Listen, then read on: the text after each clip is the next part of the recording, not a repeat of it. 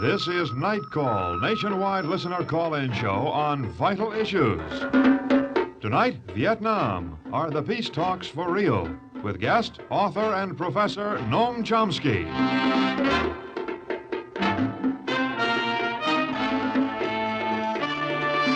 Night Call is an open forum. Speak for yourself. Ask your own questions. Call Night Call collect from anywhere in North America.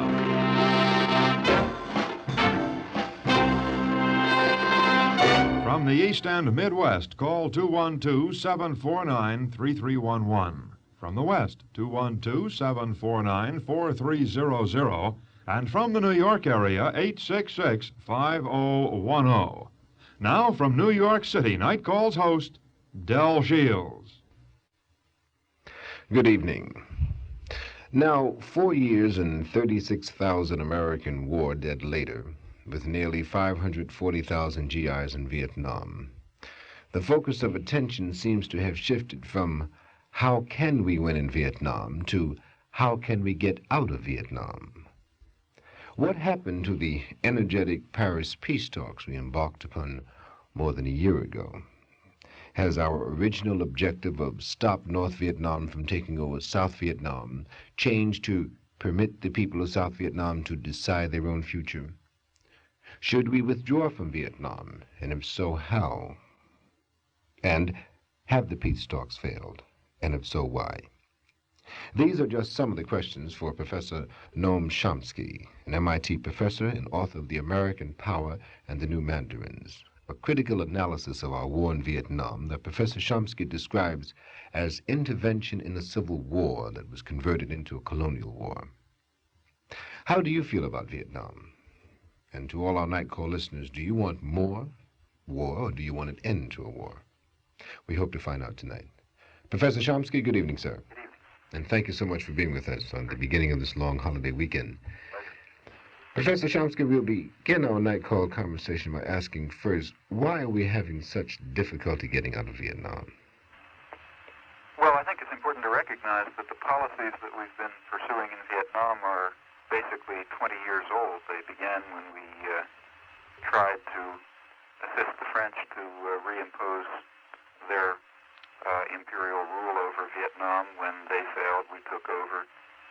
When our attempt to construct a viable South Vietnamese government in violation of the Geneva Agreements broke down, we then intervened with an enormous army, and we've moved from means to means, trying basically to pursue the same goal. Now, this a 20-year policy is hard to extricate oneself from.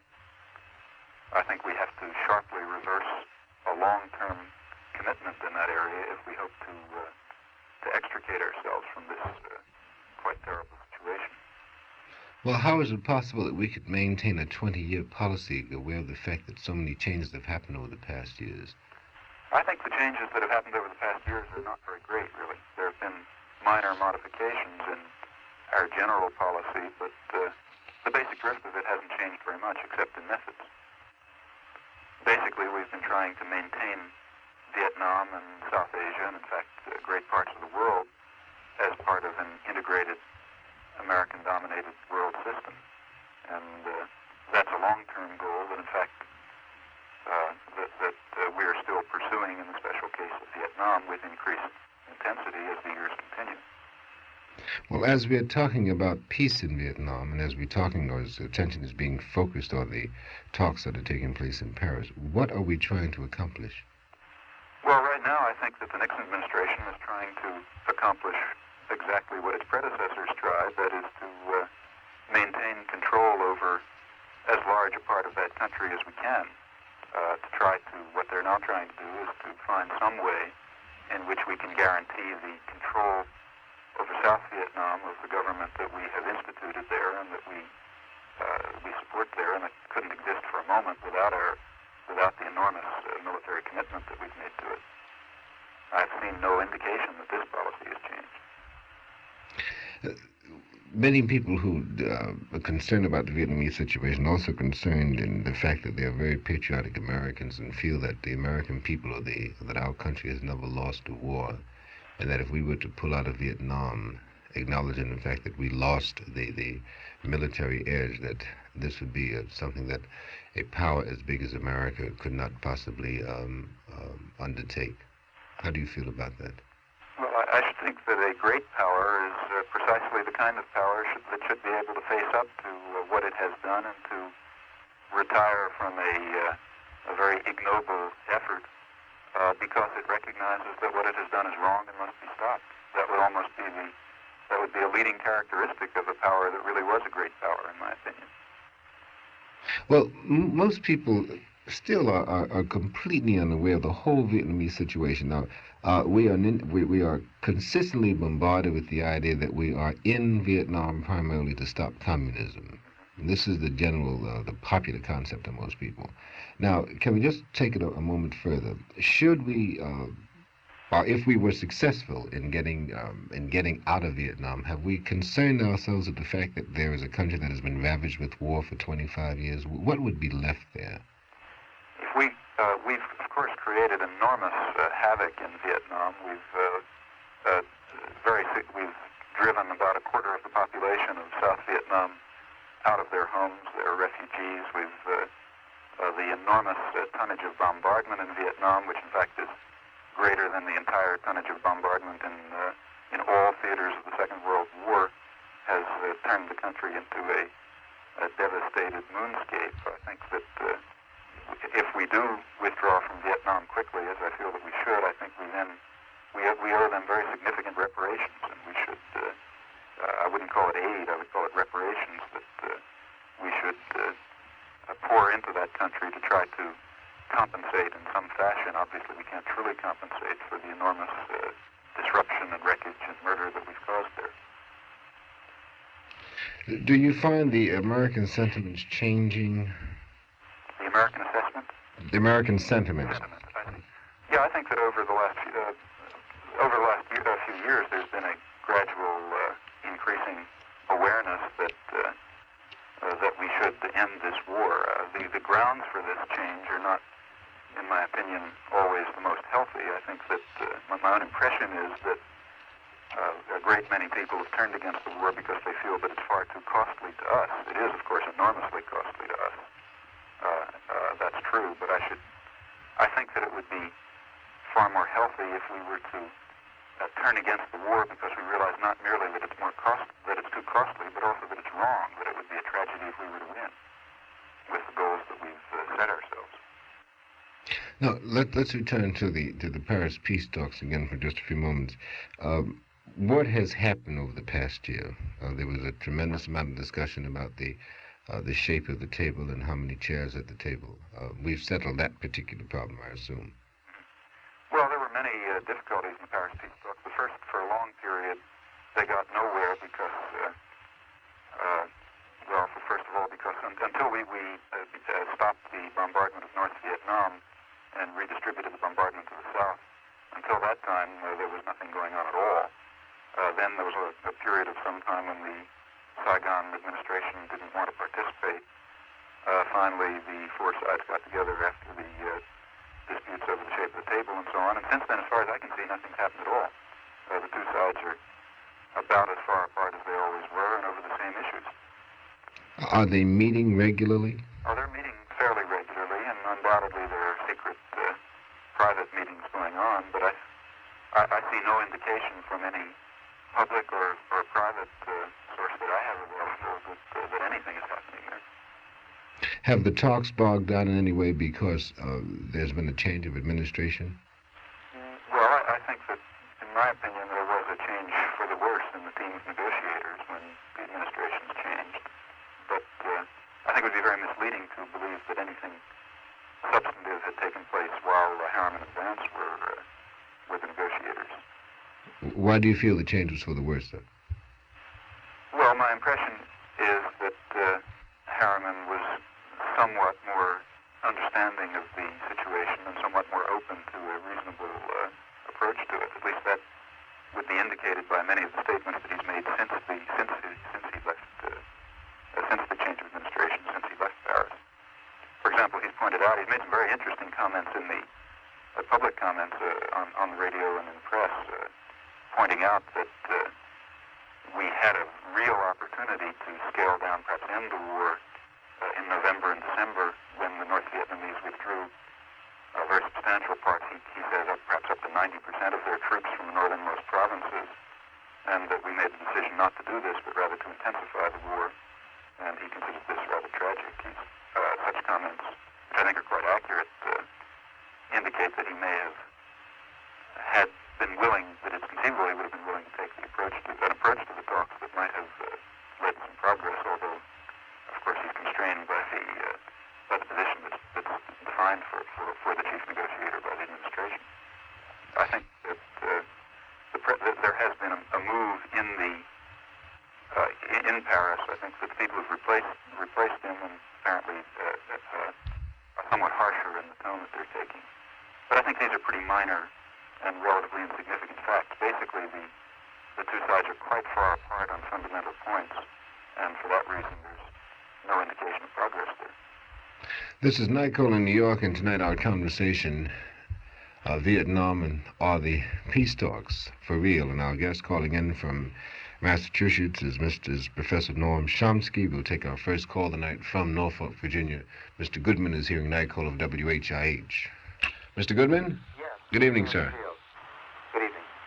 I'd like to remind the professor that since he's an advocate of the peace movement against the war in Vietnam, I'd like to remind him that, first of all, almost a year and a half ago, President Johnson curtailed the bombing of North Vietnam almost completely over its territory.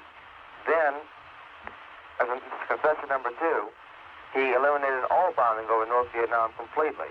Concession number 3, the United States withdraws 25,000 troops from South Vietnam. And in the whole time, North Vietnam, the communists, have not given him one concession. And I'd like to ask him two things. If he can name one concession that the communists have given while we've given several. And number 2, how can he possibly justify us withdrawing more of our men or more of our war effort when the communists completely stick to a hard line totally throughout the whole ordeal? Professor Chomsky? Yes, I heard you. Well, first of all, I think it's important to recognize that North Vietnam was not bombing us. We were bombing them. There was no equivalent concession. They weren't bombing us with planes. Pardon? They were not bombing us with planes, but they're bombing us today. Were they bombing the United States? No, they were not bombing Yeah, well, so there was no equivalent concession. They were bombing American boys. Secondly, because our boys happened to be in their country, in South Vietnam. Secondly, I'd like to point out that when President Johnson curtailed the bombing of North Vietnam, he correspondingly increased the bombing of South Vietnam. In fact, the total bombing hasn't been curtailed at all. It's simply been redistributed. So there's now, and with every cutback in the bombing of North Vietnam, there was simply an increase in the bombing of South Vietnam and Laos and even Cambodia. And in fact, the present bombing is at about the highest level that it's close to the highest level that it's been at any time during the war. Now, it's perfectly true that President Nixon announced the withdrawal of 25,000 troops.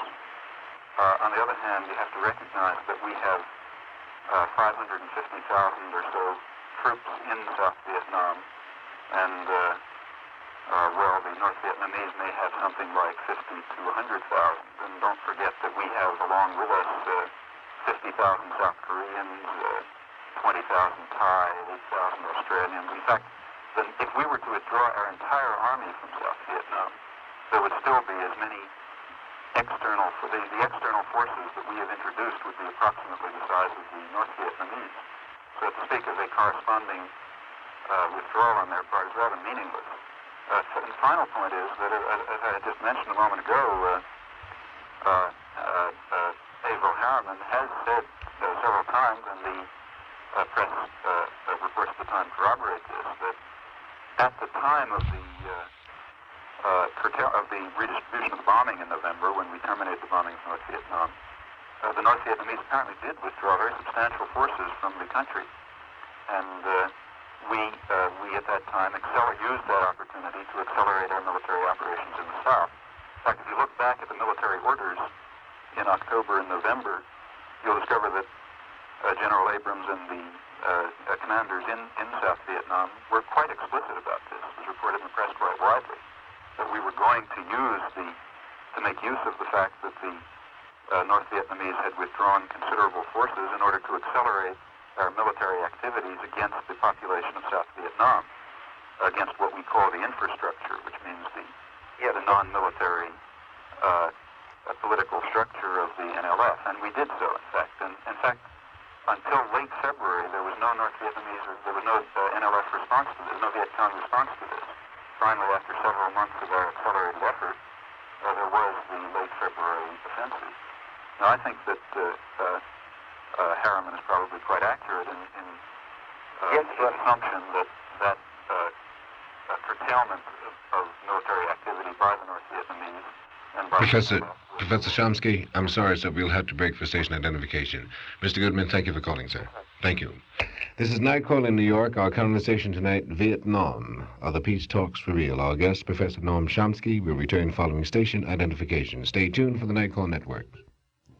More Night Call with Del Shields and guest, Vietnam war critic Noam Chomsky, after station identification.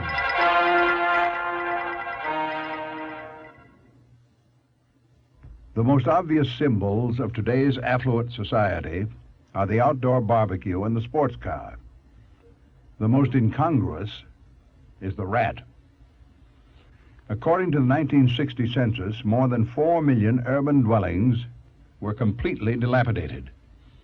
3 million more were badly deteriorated, and another 2 million had serious code violations or were overcrowded.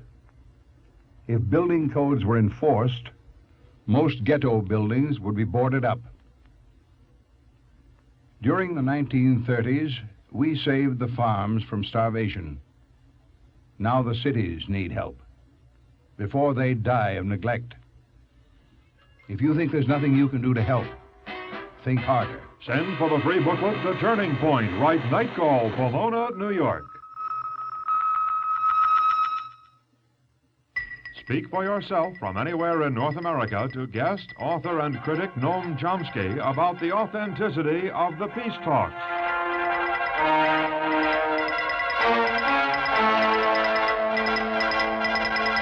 All-night call collect from the East and Midwest on 212-749-3311. From the West, 212-749-4300. And from the New York area, 866-5010. Again, Del Shields. Professor Chomsky, in order for us to understand fully the significance of the Paris peace talks, perhaps we should go back for just a moment and talk about what brought us to the peace table. In your book, American Power and the New Mandarins, I'm going to try to quote you as exact as I possibly can, but loosely, I think you have laid the blame at the feet of what you call the new mandarins, the liberal intellectuals working for the most part in the social sciences. You kind of see a new force in Washington that seemingly influenced our position in Vietnam. Could you kind of explain that for us? I incidentally don't think that they're primarily responsible for our policy, which, as I say, goes back to long before it goes back to approximately 1950. I think that this was part of a global strategy that was enunciated quite independently of any liberal intellectuals or new mandarins. But I think that they've added a very specific component to the war, particularly under the Kennedy administration, with the which introduced the idea that counterinsurgency, that we should be prepared to fight limited wars of counterinsurgency. That means to try to repress national movements in where we felt that where we disapproved of the kind of society that they were bringing about. And the attempt to do this, which was applied with great intensity in Vietnam, was very largely governed by a group of, unfortunately, of liberal intellectuals, social scientists, people who have been called, in fact, by some of their own number, technocracy's own Maoists, our parallel to the what we consider the extremists on the communist side. And I think this is, they've had an extremely unfortunate, in fact, destructive, devastating effect on the policies that we had already been pursuing. Well, where we have blamed or attempted to blame somewhat the military establishment of the country, then it seems that the military has not actually been completely at fault in this. That they've had some assistance from certain members of the intellectual community. Oh, I don't think that it makes any sense at all to primarily blame the military for this. Basically, they're doing what they're told to do by the civilians who set public policy, and the military follows essentially follows these dictates. As far as I can see, the fault lies in a long-term attempt to establish American hegemony. This was not a policy developed particularly by the military at all. They're its servants rather than its initiators. Now, you say that we should stop the war now. How can we do this? Well, we can do it very simply. That is by withdrawing our support for the Saigon administration, the QK administration, permitting some reasonable, peace-oriented coalition government to be established that actually reflects popular forces in the country, and making very clear that we intend to withdraw entirely from Vietnam and proceeding very quickly to do so. I think that's what we can do. That's what we could have been doing for the last 15 years. Well, considering the financial drain on the American dollar, is it possible that we could just do it that simply? I mean, what would happen then to all of the money that we poured into Vietnam? What would happen to our economy here? Well, the money that we poured into Vietnam is lost. I think it would only be healthy for our economy if we stopped pouring, what is it now, $30 billion a year into this attempt to enforce our will in Vietnam. This would not only put to an end this ridiculous and I would say quite obscene waste of resources, given the purposes for which it's being used and the purposes for which it might be used. But it would also improve the balance of payments and enable us perhaps to pay some attention to some very pressing needs at home and in other parts of the world. Many critics of the war have stated that even if we do get out of Vietnam, that we would still have to remain there for at least 10 years. Yeah, I don't agree with that at all. I think we have to get out quickly and finally. We have no business being there in the first place. We have no business, no country has any right to use force to establish a regime of its choice, a social structure of its choice anywhere else. And there's no reason for us to be there for 10 years or in fact for 1 year. We'll go out to Flint, Michigan. Mr. Kendall is hearing Nightcall over WMRP.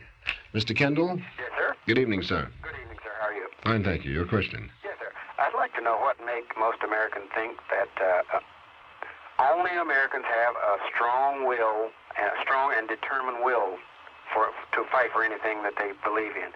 Isn't it possible that other people, from other countries, have just as strong a will when they have something before them, as Americans have had back when they were fighting for their independence? I mean, what makes them think that?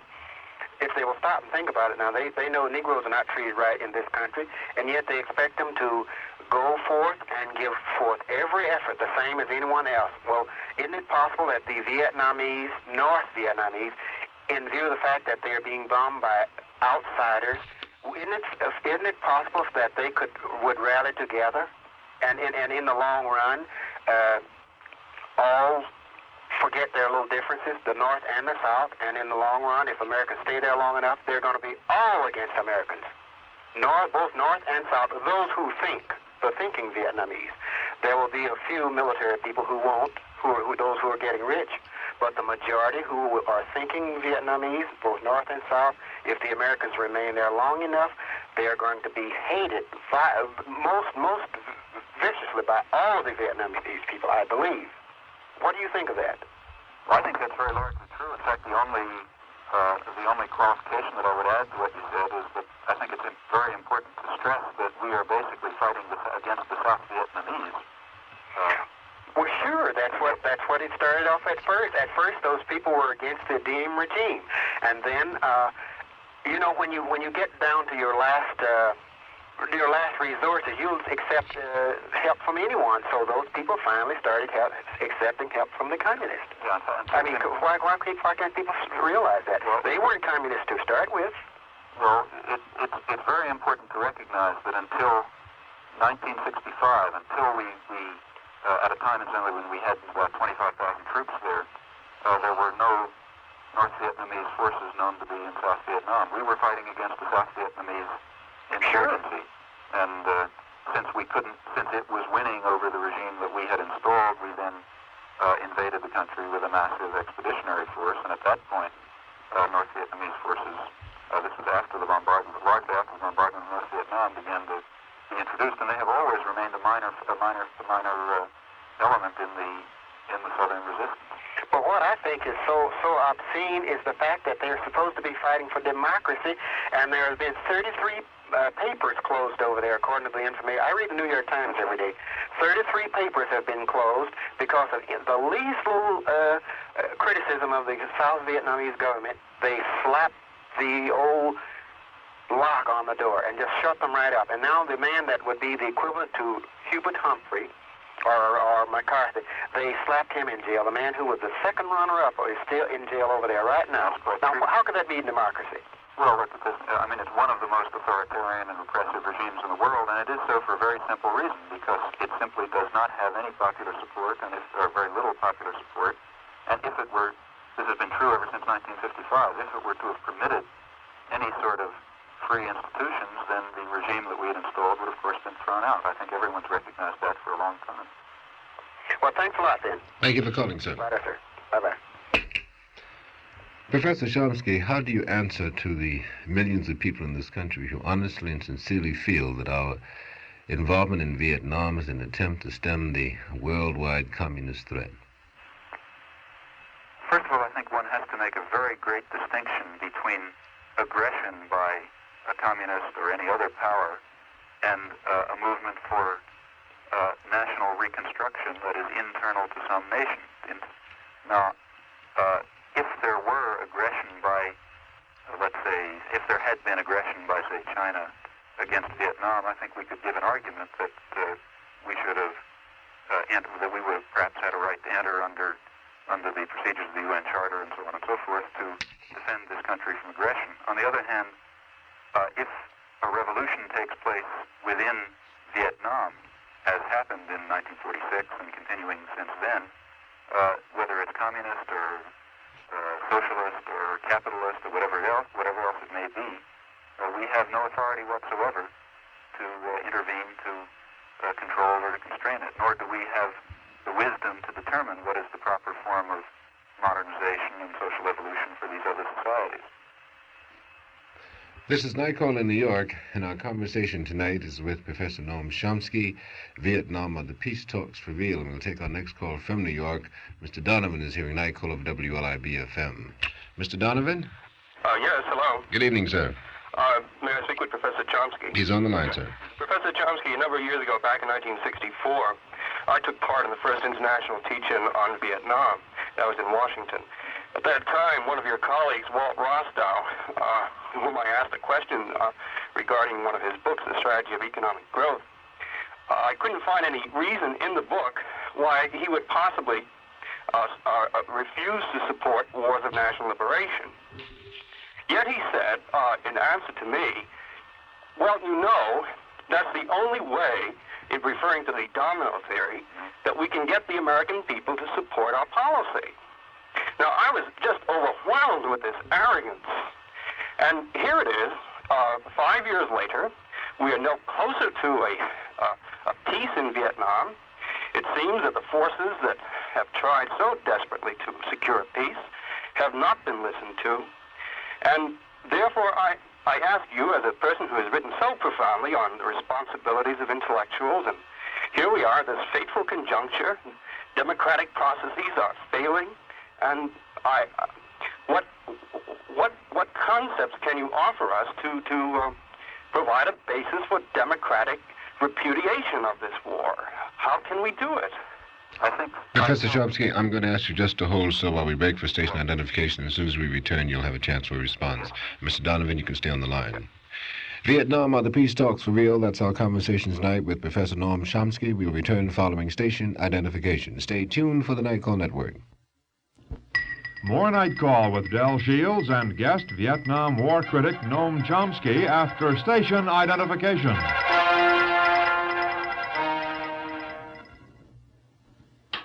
Black is a red-blooded American color. The black showed the color of his blood in places like Vietnam and Korea and every other all-American battleground since the Revolution.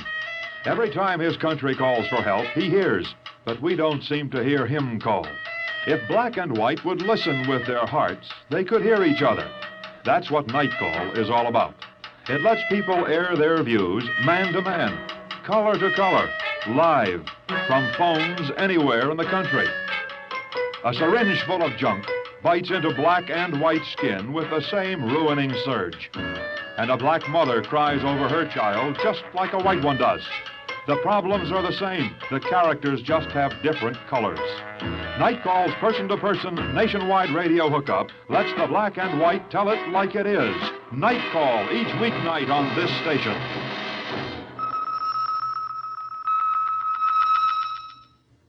Speak for yourself from anywhere in North America to guest, author, and critic Noam Chomsky about the authenticity of the peace talks.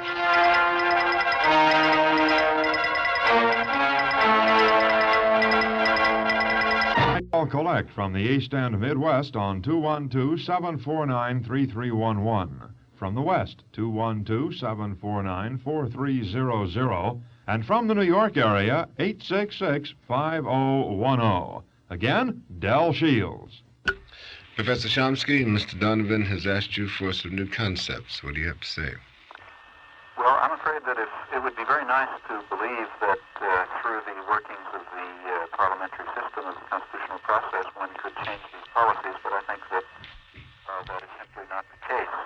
The American government, as we have seen, simply responds to force. It makes a calculation of costs and will continue to pursue this policy if it can get away with it. I think we will continue to pursue a policy of trying to impose our will on Vietnam if the costs are acceptable, and for that reason I think that people who are determined to bring this to an end have to try as hard as they can to make sure that the costs are not acceptable.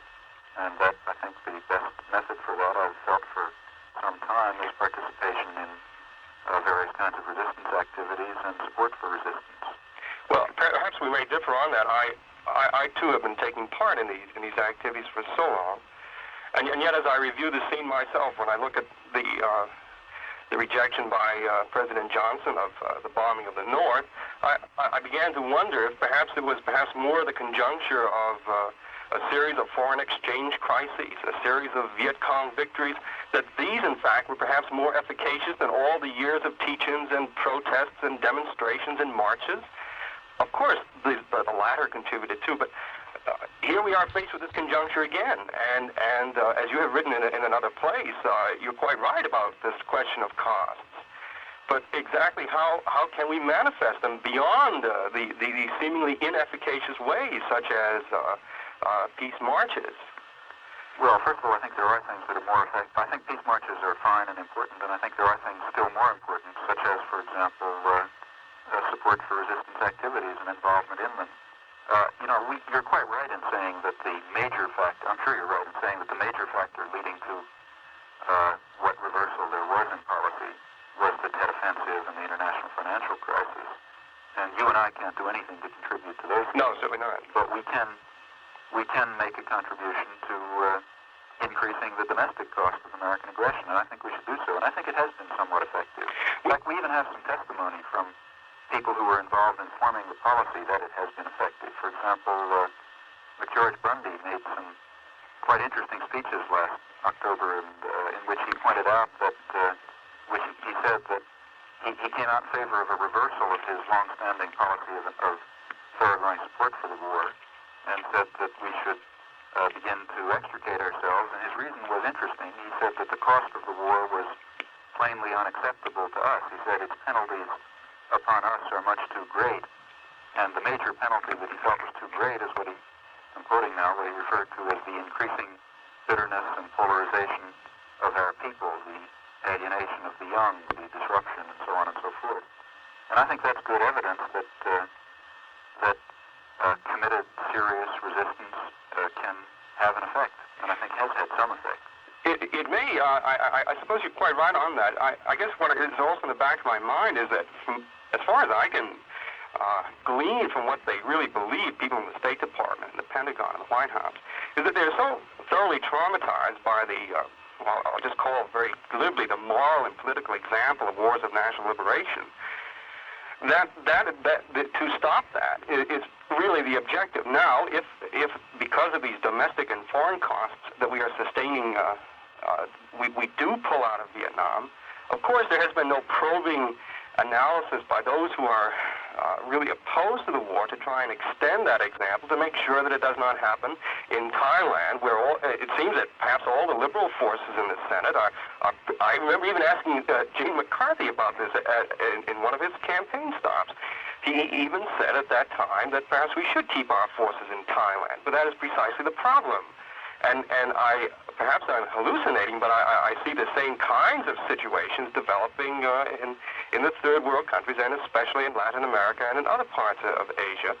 So that unless there's a kind of a major confrontation on this important political and philosophical issue, namely, what should the United States position be toward the moral and political raison of wars of national liberation, that whatever else, of course, we have to stop the war in Vietnam, but surely we must go beyond that and begin that dismantling of the basic assumptions behind our foreign and our domestic policy, and the kind of sustained protest that we might lodge now that might secure an end to the war in Vietnam will probably just fall right there and not go beyond it.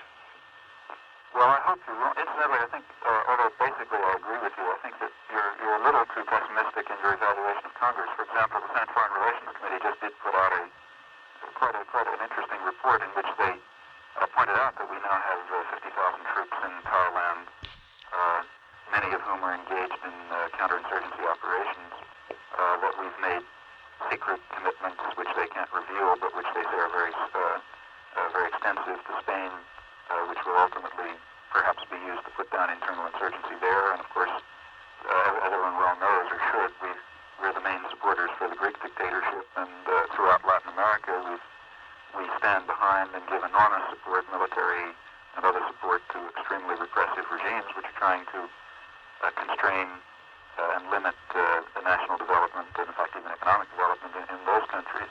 Now, I think you're quite right, and so I think there is some recognition of this in Congress, and I think that what one has to try to do in a longer run, much longer run than Vietnam, is to try to extend the understanding of this to much wider strata of the population, and to develop, I think, a real a movement for social change in the United States with a mass basis that will try to strike at the roots of this, both the ideological roots and the institutional roots. That's a long process, and it's going to involve enormous energy and honesty and intelligence and commitment for quite some time. Mr. Donovan, thank you for calling, sir. Thank you. Out to Indianapolis, Indiana, Mr. Stewart is hearing night call over WTLC. Mr. Stewart? Yes. Good evening, sir. Hi. I would like to ask the professor a question, please. He's on the line, sir. Professor, I would like to know just why are we in Vietnam? I'm a 16-year-old student in high school, and most of the students don't really know why we are in Vietnam, and I would like to know why are we in Vietnam, the main reason. Well, I wish I could give you a simple answer to that. I think basically we are in Vietnam. Originally, I think we can best understand it by asking how we got in the first place. And the way we got in was by making a decision about 1950 that we were going to help the French reconquer their former colony. And if you look back at American government statements at that time, you'll see that it was stated quite clearly that we must help the French to exterminate, to eradicate the revolutionary forces in Vietnam and reinstitute their control. Well, they failed. They were basically beaten by the Vietnamese resistance in 1954, and at that point, we were willing to abandon half of the country and try to settle for the other half. And we tried to institute a regime that would be subservient to our wishes in South Vietnam. And again, we failed. I mean, the resistance grew once again, and we were unable to control it without this enormous involvement. Now, that's, I think, roughly and obviously oversimplifying what's happened for the past 20 years. As to the reason, I think one has to see this as part of an American global strategy, which was enunciated quite clearly in about 1950, or approximately that period, by people like Dean Acheson, Secretary of State, and many others, saying that we simply we could not tolerate the erosion of deterioration of American control in those vast parts of the world that we felt were properly to be organized by us. We couldn't tolerate neutralism. We couldn't tolerate change through persuasion, through what we call subversion, through revolution. We insist that these countries be what we like to call open societies, which means societies that are open to American economic penetration and ultimately and American political control. And if they are open in that sense, we really don't care very much what else is true about them. They can be dictatorships, they can be democracies, they can be anything, but they have to be that property.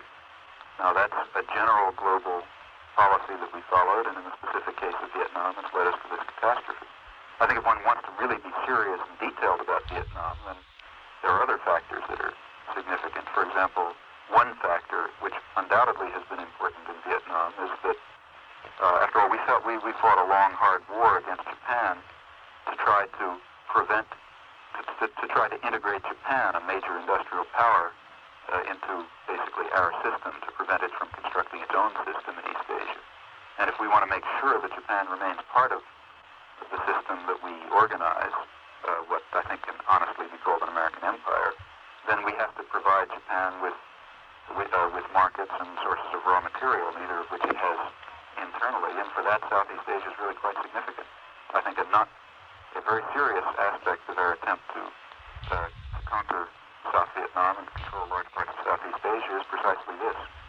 And there are other factors that can be mentioned. By now, I think a major factor is prestige. One very good historian pointed out recently that often the people in the Pentagon seem more concerned with red faces in the Pentagon than with red areas on the map.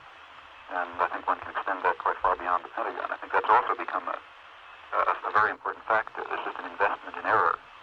People who have initiated a policy, a destructive, devastating policy, are not very willing to say, well, it was all wrong, we've got to turn it around. That's also become a very important factor. And one could continue enumerating other things of this sort. Well, now, how long do you think we will be in Vietnam, from your estimation? I think we'll be in Vietnam until the American people make enough noise and enough protest and enough disruption so that it's simply impossible for the government to continue to maintain, so that the society will not be governable unless we get out of there. I think when that will be, I don't know. I hope very soon. Mr. Stewart, thank you for calling, sir. Thank you, Darrell. Thank you. Mr. Williams is calling in from New York. He's hearing Nightcall over WRVR-FM. Mr. Williams? Perhaps our apathy about withdrawing from Vietnam is our failure to realize our vulnerability. Unlike the agricultural economy of Vietnam, our complex electrified civilization can easily be disrupted. When we escalate the war and mine Hapong Harbor and sink Russian ships, our power plants may be bombed, forcing us to abandon our cities. It seems to me that if we don't want to save our soul, we might try to save our skin. Well, I think that we did come quite close a number of times. It's hard to know how close to a real nuclear confrontation, which, as you say quite rightly, would mean the end of industrial civilization, the end for us and for the Western world, as well as for our antagonists, whoever they might be. At the moment, I think we've backed away from that. We've backed away from the direct confrontation with the Soviet Union, the kind that might lead to nuclear war. And I don't think that that's the major factor, at this moment at least, in my opinion. And it's not the major reason why we should try to leave Vietnam. I think the reason we should leave Vietnam is simply because it's basically that we have no right whatsoever, no authority whatsoever, no competence whatsoever to determine the structure of that society by force. And secondly, the second reason we should leave is because we are by simply destroying and massacring the people of Vietnam and destroying their land. Yes. We have no reason to do that. And those are sufficient reasons for us to get out right away. That's right. Thank you for calling, sir. Thank you. Vietnam are the Peace Talks for Real. Our guest calling in tonight is Professor Noam Chomsky. We'll return following station identification. Stay tuned for the Night Call Network. More Night Call with Del Shields and guest Vietnam War critic Noam Chomsky after station identification.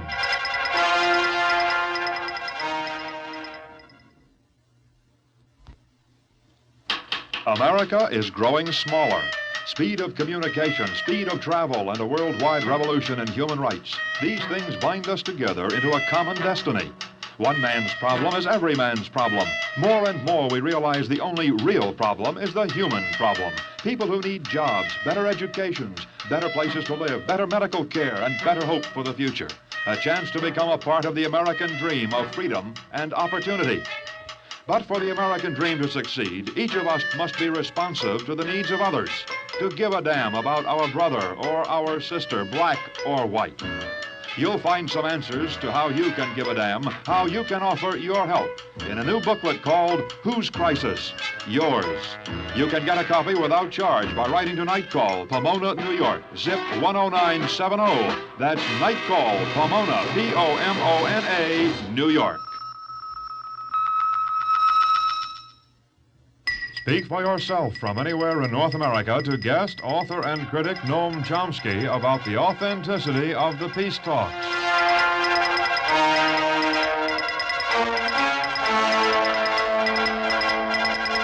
All Night Call collect from the East and Midwest on 212-749-3311. From the West, 212-749-4300. And from the New York area, 866-5010. Again, Del Shields. Professor Chomsky, former Defense Secretary Clark M. Clifford authored a plan for withdrawing American troops in Vietnam that the press made quite a bit about, and there were some feelings that this might have motivated to some degree Mr. Nixon's decision to withdraw 25,000 troops. Now, how significant was the plan that Mr. Clifford offered, and in your opinion, do you feel that this moved Mr. Nixon to offer this withdrawal of the troops? Well, I don't know what, as far as the latter is concerned, I wouldn't care to guess what kind of infighting is going on among the ruling elite, among those who set policy on these matters. I'm sure some. I think the plan was significant in that it came from Clark Clifford. As it stands, I don't think it means very much, nor do I think it should be acceptable to American opinion. For one thing, Clifford's plan is based on the assumption that we should maintain a very substantial military force in Vietnam without any stated termination to that. That's certainly a right that we would not permit to any other power in the world, and there's no reason why that right should be permitted to us. Clifford's plan does not mark an abandonment of the idea that we should use our overwhelming military force to impose our wishes on the Vietnamese. For that reason, I think it's an intolerable plan, despite the fact that it is a very significant move away from his earlier position.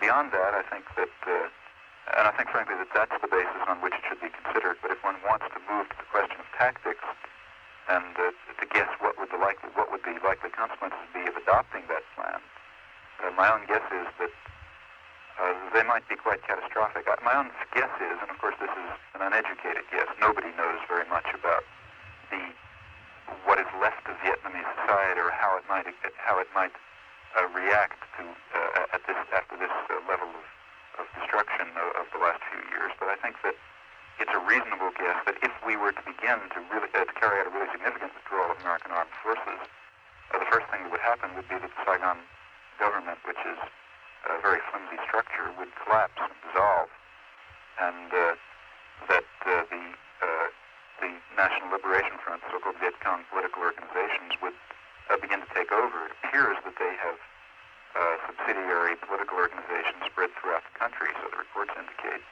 And I suspect that my guess is that they would take over quickly as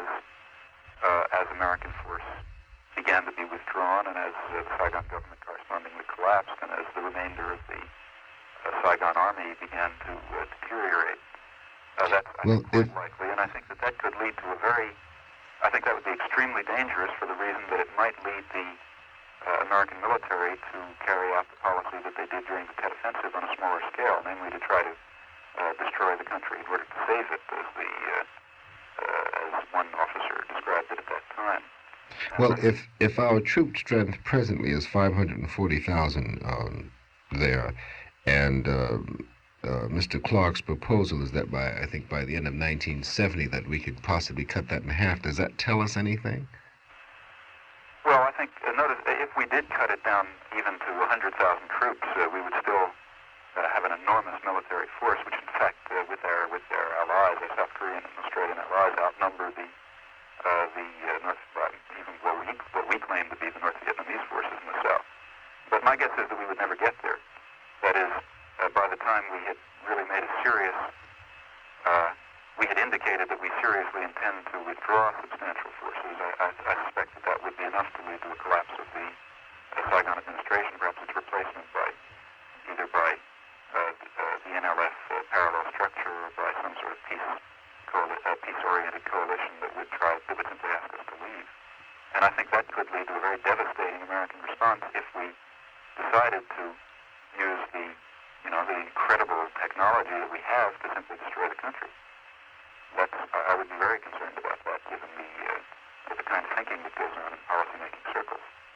We did that on a small scale, and not so small a scale, quite a significant scale, during the Tet Offensive. You recall when cities fell quickly, or often within a day or 2 days, to the Viet Cong, our response was simply to send in the Air Force and wipe them out, or to, as in the case of Hue, to reconquer them stone by stone, block by block, with tremendous casualties and destruction. Mr. Washington is here, and I'd call over WLIB-FM in New York. Mr. Washington? Yes. Good evening, sir. Good evening. I'd like to say two things. First is a short one to Dr.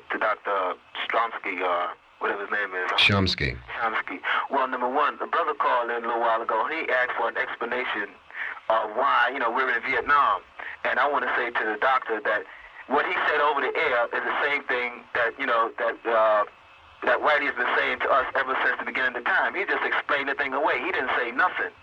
And he didn't explain why we were there. He went back to something in 1950, and this is 1969. That's what I want to say. And another thing I want to say is I want to know what gives the United States, the white people in the United States, the authority to think that they're God, whereas they can go to another country and say what's right and what's wrong. Whereas the people over in Vietnam, they're fighting for freedom like the black man should be fighting for freedom over here in the United States. But all these Negroes is going another way. Now, how they going to say that fighting for freedom is wrong? Any way you fight for freedom is right, as long as you get it. I don't care who you kill or how many you kill. If you fight for freedom, then it's right. Well, now, did you hear Professor Chomsky's explanation? That the question was raised was why were we there, and he explained the policy and what he felt was right? Not what was right, but he explained what the policy was. Did you listen to him? I was listening to him when he said back in 1915. That's when I gave up, because he going back in 1915. I want to know why we there now. What the United States got to gain from being in Vietnam besides getting friends overseas? Well, I think what we're trying to gain in Vietnam now is what we were trying to gain then, namely to try to keep that area of the world under our control and a part of the American empire. And I agree with you that we have absolutely no right to do so. That's right. So look here. If the solution is so simple, then why are so many people being killed? The solution is simple, I think, but the point is that a long-standing policy of this, like this, is not going to be given up easily, and therefore I think it's going to require the exertion of a lot of political force and pressure by the American people to bring it to an end. You know what I believe? I believe the longer the United States stay there, they're never going to get out, because they could have got out simple and fast before this thing ever got to the stage that it is in right now. But they just joined out like the table thing. Well, now, that's silly. Well, I think you're right. Like, for example, in November, I think we could have gotten out right then. We could have begun to carry out a withdrawal. It could, by now there would have been something happened, but we would have been, and I think the reason we didn't is one of the reasons we didn't is because there was a very sharp decline in protest and inside the United States. For example, I myself believe that when Nixon took office, if there had been really large demonstrations and peace marches and sabotage and disruption and resistance and whatever, noise, all sorts of things, then he might very well have withdrawn right at that point. I don't believe this is going to happen until all the people get together out here in this world and do something drastic. Let's do it. Mr. Washington, thank you for calling, sir. Thank you. Thank you. Dr. Sursak is hearing night call over WCWA from Toledo, Ohio. Dr. Sursak? Yes, sir. Good evening, sir. Good evening. Your question. Professor Chomsky, if we actually did withdraw all of our forces from the South Vietnam area, do you actually feel that the Viet Cong and the North Vietnamese, who we seem to feel are helping the Viet Cong, would honor our gesture and discontinue fighting in a peaceable manner in order to form a coalition or unified government in that country? I think that if we were to withdraw our force from Vietnam, I think there's no reason at all why we shouldn't expect them to do exactly what they say they'll do. What they say they'll do is that they will establish some sort of coalition government which will represent political forces inside the country and will proceed to social reconstruction on the basis of those political forces.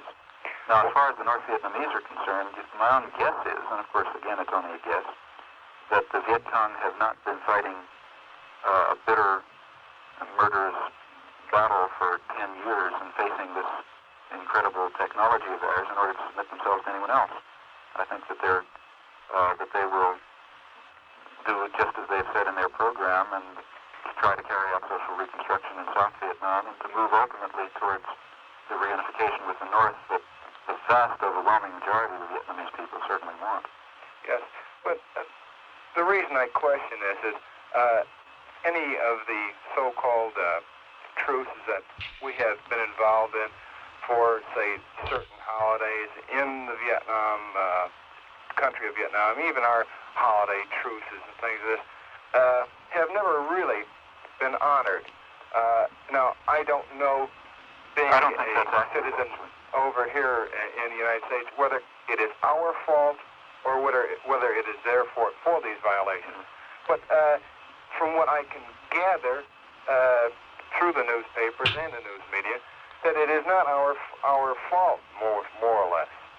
And this leads me to believe that I can't see how we can get out of there on a peaceable manner just by withdrawing our forces. Well, look, first of all, there's no time to go through the details. I don't really think you're accurate in what you said, but the main point is this.